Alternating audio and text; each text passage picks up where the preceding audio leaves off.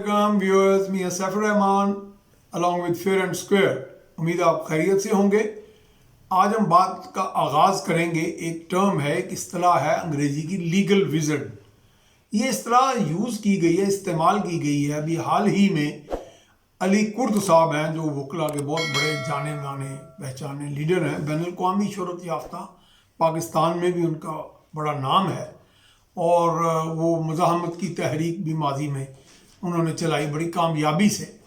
اور اب انہوں نے کہا ہے کہ وہی بات جو آج کل چل رہی ہے، وہ جو تنازع ہے کہ حکومت نے بڑی تیزی دکھائی اور ایک آرڈیننس کا اجرا کر دیا. ابھی ہم نے اگلے روز بھی اس پہ بات کی تھی. اس سے پرسوں ہماری ایک ملاقات گورنر ہاؤس لاہور میں بھی ایک اہم سرکاری عہدیدار سے ہوئی، جو وفاق پی ٹی آئی حکومت کے ایک اہم عہدیدار ہیں اور وزیر اعظم عمران خان کے وہ بڑے کانفیڈنٹ ہیں، بڑے ان کے معتمد خاص ہیں.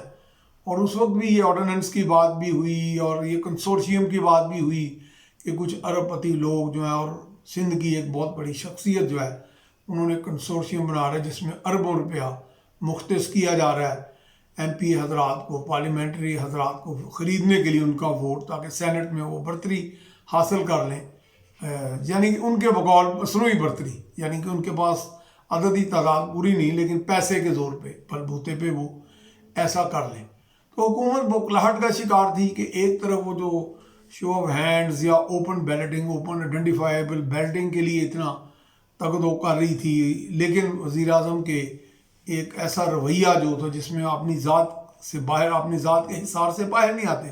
انہوں نے اپوزیشن کو ناراض کیا ہوا ہے. تو وہاں انہیں یہ اندیشہ تھا کہ چونکہ 2/3 اکثریت نہیں ملے گی تو آئین میں ترمیم نہیں ہو سکے گی. اگر ترمیم نہیں ہو سکے گی تو پھر وہ جو خفیہ رائے شماری ہے سینٹ کے اندر وہی ہوگی، خفیہ ووٹنگ ہوگی، اور جس میں ان کو خدشہ ہے کہ ان کے بہت سے وفادار لوگ پی ٹی آئی کے، اب پی ٹی آئی کے وفادار لوگ اگر بکنے پہ آ گئے ہیں تو اس کا مطلب پھر وزیر اعظم عمران خان کون سی کرپشن کے خاتمے کا خواب لے کے یا نعرہ لے کے میدان میں اترے ہیں. اگر ان کے اپنے لوگ جو ہیں وہ ان کے رول ماڈل سے، ان کے مشن سے انسپائر ہی نہیں ہیں، تو اس کا مطلب وہ بھی بکاؤ مال ہے. تو پھر تو وہی بات ہوگی. ہمارے بہت سے دوست کہتے ہیں کہ جی آپ نے گرد و پیش دیکھیں، وہاں بھی بکاؤ مال اسی طرح ہی ہے، وہاں بھی چور، چینی چور، آٹا چور، یہ باتیں. میں تو ویسے روایتی انداز میں نہیں کہنا چاہ رہا کہ ایک روایتی انداز میں کہ بس جو کوئی کہہ رہا ہے بھیڑ چال بنا کے کہے جائیں، لیکن میں تو ایک سوال کر رہا ہوں کہ انہوں نے پھر ان کا ایک کرزمہ ہے، ان کا ایک مشن ہے. عام تاثر تو یہی تھا لوگوں میں کہ وہ کرپشن کو جڑ سے اکھاڑنے آئے ہیں، اور ان کے جو ساتھی ہیں وہ بھی یہی مشن رکھتے ہیں. بہرحال اگر وہ یہ مشن نہیں رکھتے تو پھر یہ وزیر اعظم عمران خان کے لیے ایک لمحہ فکریہ ہے اور پریشان کن صورتحال ہے. وہ یقیناً تشویش میں مبتلا ہوں گے، لیکن اس تشویش کا حل انہوں نے آرڈیننس کی شکل میں نکالنے کی کوشش کی. اور وہی بات ہوئی جو تقریباً کل اظہار ڈار صاحب جو سابق وزیر خزانہ ہیں انہوں نے ایک تجویز دی تھی. اب کچھ اراکین جو اپوزیشن کے ہیں سینٹ میں بیٹھے، انہوں نے ریکویزیشن بھی کر لیا اجلاس سینٹ کا، یہ ان کی تجویز تھی. اور جیسا کہ انہوں نے ایک تجویز دی تھی کہ جو وکلا کی بار کونسلز ہیں، بار ایسوسیشنز ہیں، وہ بھی میدان میں اتریں، اور آج انہوں نے بھی ریجیکٹ کر دیا ہے اس آرڈیننس کو. اور اس کو کچھ وکلا نے تو غیر آئینی کہہ دیا ہے. اور پاکستان بار کونسل جو ایک بہت بڑی تنظیم ہے وکلا کی، بہت بڑی، جس کی ہر بڑے سے بڑی عدالت میں بڑی تعظیم ہے، انہوں نے بھی اس کے بارے میں اپنی رائے دی ہے، تحفظات کا اظہار کیا ہے. تو ایسی صورت میں اس سارے جو ہم الجھن ہے، اس سارے الجھاؤ سے وزیر اعظم یا پارٹی کیسے نکلے گی.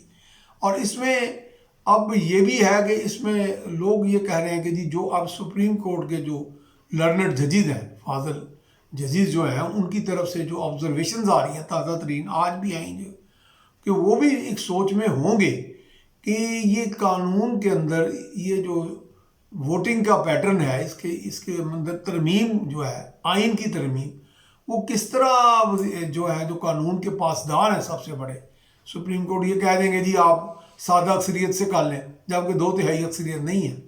تو اس میں بھی وہاں سے بھی یہی توقعات ہیں سپریم کورٹ سے کہ وہ آئین ہی کے مطابق فیصلہ آئے گا وہاں سے.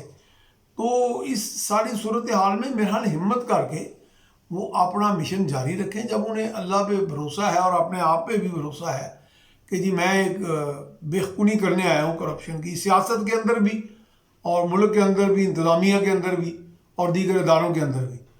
تو پھر آگے بڑھیں، ابھی سے اتنا وہ کھکھر میں ہاتھ نہ ڈالیں، کیونکہ آگے پھر گورننس کے مسائل بھی آئیں گے. جب آپ آئین سازی اور قانون سازی اور لیجسلیشن اور الیکشن کمیشن، فارن فنڈنگ، کتنے محاذ کھڑے ہو گئے.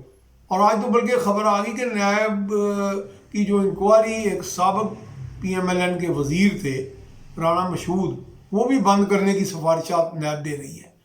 اب یہ جو بند ہو رہی ہیں انکوائریاں، چلو چوری پرویز الہی کی تو بند ہونے کی بات سمجھ میں آتی ہے، تو اگر رانا مشہود جو ہے وہ اس وقت جو پی ٹی آئی کے نشانے پر ہیں یا وزیر اعظم عمران خان کے نشانے پر ہیں، کیونکہ رانا مشہود جو ہیں وہ تو بڑے معتمد خاص اور بڑے لائل ہیں شہباز شریف کے، نواز شریف کے، اگر ان کی انکوائری بند ہو رہی ہے تو پھر میرا خیال ہے اب تو پھر نیب ہی کو بند کرنا پڑے گا. مجھے تو یہ لگ رہا ہے کہ اوپر نیچے انکوائریاں بند ہو رہی ہیں، جس کا ایک عمومی تاثر ملتا ہے. کچھ لوگ تو جو شہزاد اکبر صاحب جیسے ہیں وہ تو کہتے ہیں نہیں یہ بند ہونے سے بھی کچھ نہیں ہوتا، کرپشن تو ہوئی ہے. لیکن پھر آپ کوئی ایک پیمانہ تو مقرر کریں، کوئی کسوٹی جس کے اوپر آپ نے پرکھنا ہے کون سچا ہے، کون جھوٹا ہے، کون کرپٹ ہے، کون نیک ہے، کون بد ہے.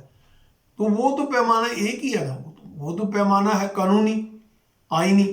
اگر آپ قانون میں شواہد نہیں لا سکتے تو یا تو پھر وہی ایک سوال آ جاتا جو میرے ذہن میں پہلے دن سے تھا، جو میں نے آپ کے پہلے بھی گوشے گزار کیا، کہ یا تو پھر کرپشن کرنے والے لوگ انتہائی چلاک ہیں، کوئی ثبوت نہیں چھوڑتے، تو یا پھر کرپشن پکڑنے والے انتہائی نااہل ہیں کہ ان سے وہ چیز پکڑی نہیں جا رہی، تو یا پھر تیسرے آپشن یہ ہے کہ کرپشن ہوئی نہیں جس پیمانے کی یا جس حجم کی وزیر اعظم عمران خان اور ان کے بڑے وہ طالع آزما قسم کے ساتھ جو اینٹی کرپشن سوچ کے حامل جو ان کے وزراء یا ساتھی ہیں وہ جس کا اظہار کرتے ہیں. تو ان ساری صورتحال میں میرا خیال ہے کہ ان مخمصوں سے قوم کو نکالیں. قوم بھی کنفیوز ہے نا جی، جب کنفیوژن ہوگا تو کام کرنے کی صلاحیت ماند پڑ جاتی ہے. تو خدارہ اس قوم کو نکالیں ان مخمصوں سے، ایک اچھا ماڈل دیں. اس طرح تو پاکستان میں ایک آدھ کوئی ملٹری ڈکٹیٹر جو ہوتے ہیں جن کو ہم کبھی بھی پسند نہیں کرتے اور کبھی بھی دنیا بھر میں نہیں ان کو پسند کیا ہے، پاکستانی قوم نے، انہوں نے اکنامک ماڈل اچھے دیے. کوئی اچھا اکنامک ماڈل لے آئیں، چھوڑ دیں کوئی ایک مہینے کی یا 6 مہینے کی موراتوریم لگا دیں ان باتوں پہ، ان جھگڑوں پہ.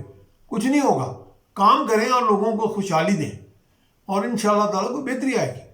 تو امید ہے میرے ناظرین، ہمارے جو ساتھی اکرام ہیں جو میری نظر میں ہم سے زیادہ بریلینٹ اور قابل ہیں، ان کو یہ بات چیت پسند آئی ہوگی اور اس کو آگے شیئر بھی کریں گے اور ہمیں بھی مزید اپنے فیڈ بیک سے مستفید کریں گے.